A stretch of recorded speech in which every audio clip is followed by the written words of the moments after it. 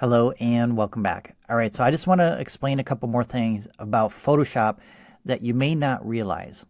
When you first decided to purchase Photoshop, you may or may not know what you were actually getting with Photoshop. So you were probably assuming you were just going to get an editing program to allow you to edit your images and maybe do some graphic files and designs and things like that.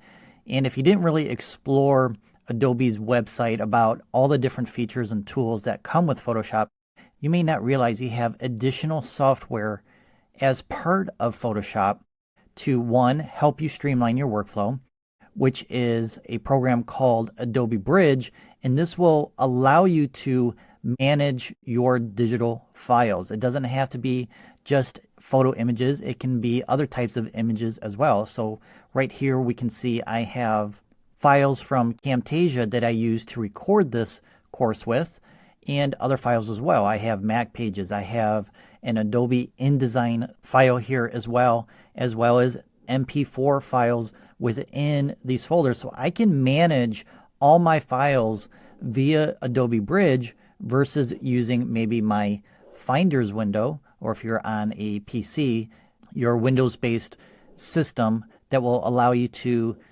navigate to and locate different files on your system.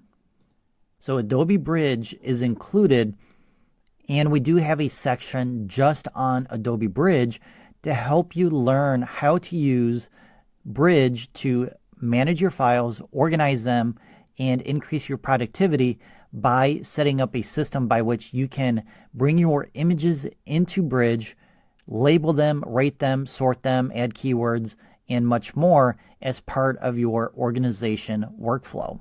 Now, another piece of software that we have included with Photoshop is another way to edit our images. If you bring an image into Photoshop, you can edit that image via the background layer and other layers that you create. And you're going to learn all about layers in an upcoming section. But you also have the option to edit your files via a different method, and that is through a plugin known as Camera Raw. It's also known as ACR, which stands for Adobe Camera Raw, and this gives you editing tools that are not available directly in Photoshop. You can actually edit both your JPEG files and your RAW files in the software. So one of the things that you're going to have to learn how to do if you shoot RAW files is use ACR, because you cannot open a RAW file directly in Photoshop.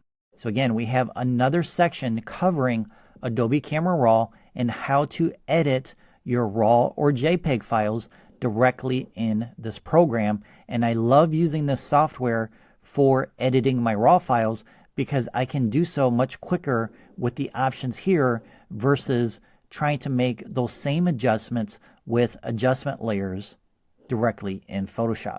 Now, all this terminology, it's probably a little confusing to you right now, but as we get into the other sections in regards to Bridge and Adobe Camera Raw, we're going to start with the basics, and you're going to learn more about both programs and be able to use them both to streamline your workflow.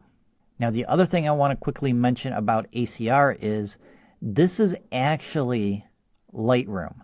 So ACR was first available in Photoshop, and then at some point Adobe decided to package ACR and Bridge together in one program and call it Lightroom. So Lightroom is basically ACR and Bridge combined together, because Lightroom, as you may or may not know, is a data management software program that also allows you to edit your images as well as do other things like create print collages, slideshows, and much more.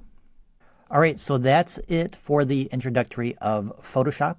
In the next section, we're going to start off with developing a productive workflow in Photoshop, and I'm going to help you set up the preferences, color preferences, customizing your menus, some tips for working faster in Photoshop, and much more. And by establishing a baseline for your workflow, you will create habits that will allow you to work faster in Photoshop Doesn't matter if this is just a hobby or if you're a professional. The faster you can do something in Photoshop means less time you have to spend in front of the computer and more time to do other things, like maybe be more creative in Photoshop and learn new things. Or maybe if you're a professional photographer, you want to spend more time shooting versus working in Photoshop. Doesn't mean we don't enjoy the creative process in Photoshop, but you have a choice of either doing it slowly in Photoshop or doing it faster in Photoshop to get the same results. All right, so that's it. Thanks for listening and have an awesome day.